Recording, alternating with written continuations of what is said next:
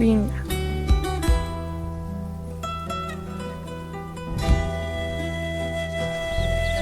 Muy linda.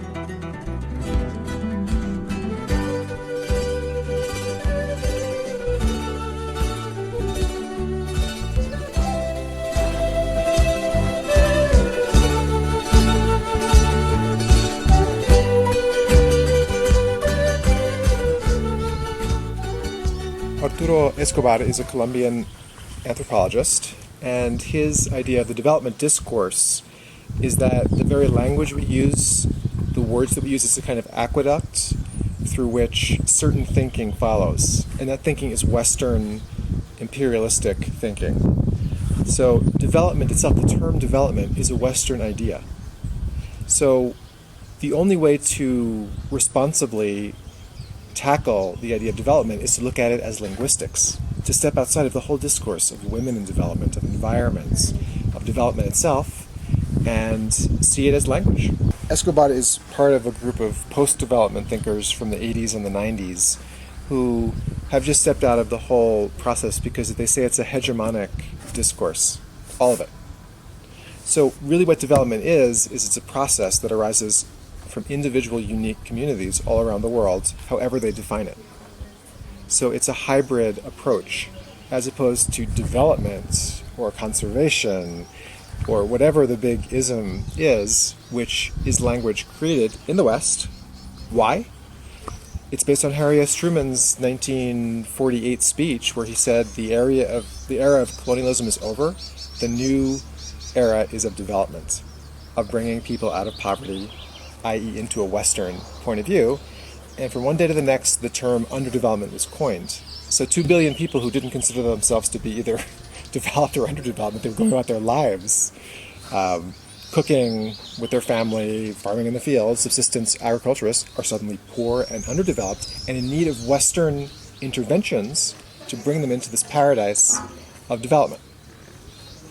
So he's basically saying, developing world people, and again, even that term developing worlds, I always put in quotes, need to basically escape from development or find ways to live outside of development. That's the whole idea of post-development. I think that there's two strains here in Bolivia. One is indigenous people, both lowland and some upland peoples, who are living outside of development, either as subsistence agriculturists, sometimes as hunters, hunter-gatherers, and other times even in ways that are mixed with modernization, but they don't have the American dream or the Bolivian dream that they want to have 2 SUVs in the driveway and air conditioning and everything else. They're living in a way like vivir bien, enough, striving to have like enough sort of housing, friendship, family, and so on, but not too much.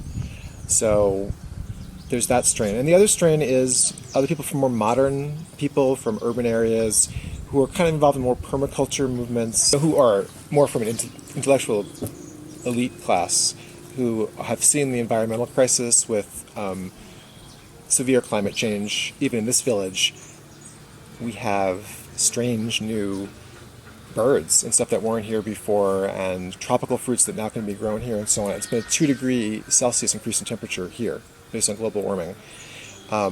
So people who come at it from that point of view and are trying to decolonize their ways of living and live outside of the sort of Western paradigm of development through permaculture models, through transition town, through revillaging. Revillaging is the idea of villages are emptying out, people are going to cities, right? Massive urbanization globally. Well, guess what? The villages are opening. because there's less people there. So there's movements back to the villages to live in a more harmonious way. For example, living without a car in a village, having more community, living closer to your sources of food, and so on.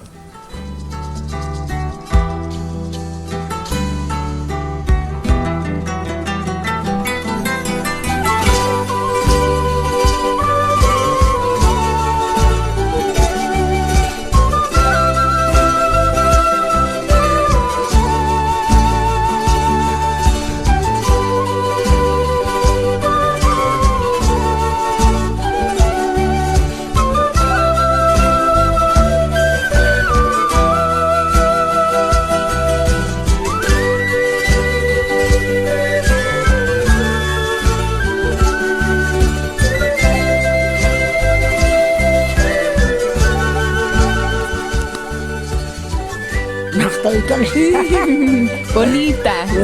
Bonita.